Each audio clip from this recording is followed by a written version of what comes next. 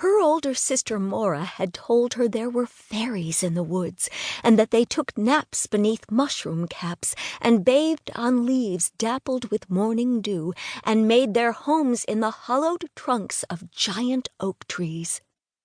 From a distance, Mora told her they looked exactly like little white butterflies. Yet she hadn't seen any fairies, or butterflies even.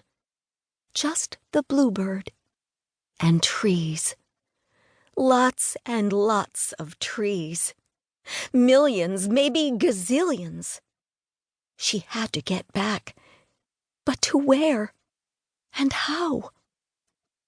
As she turned in a circle, searching for a familiar sight, fear crept up her spine. She clutched Faustine to her chest and held her tight. This place looked different.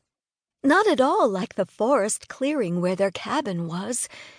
They had come to the state park for Hannah's 5th birthday.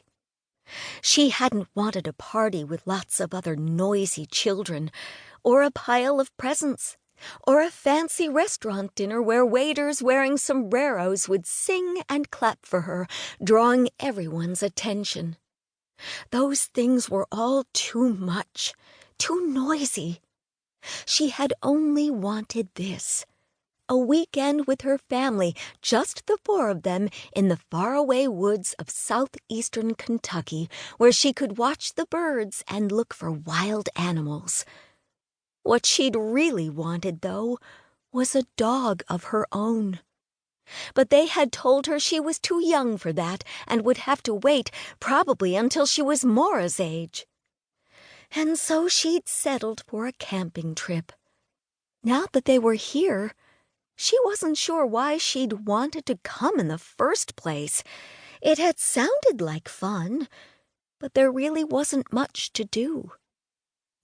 Christmas was only a week away, and although it was still cool, the weather promised to be good. So Daddy had thrown their suitcases in the truck he used for his veterinary business and put Mora and Mommy in charge of packing the food. Hannah had only been responsible for her own things, but when she went outside this morning, she'd forgotten to grab her coat off the peg by the door, and now she was shivering so hard that her teeth clacked.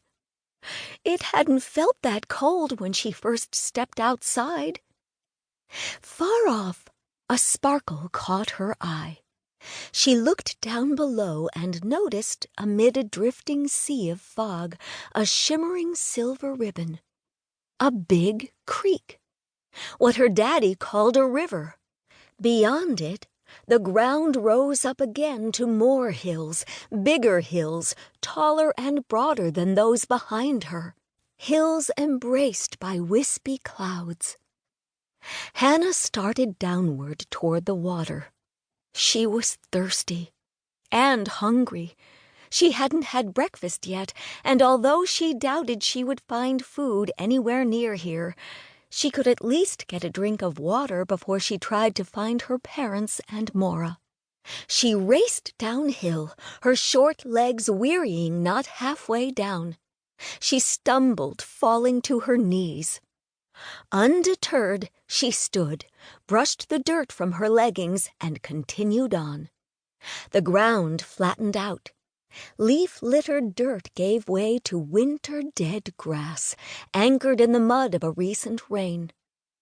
At water's edge, she knelt and made a scoop with her hands. The water froze her fingers when she dipped them in.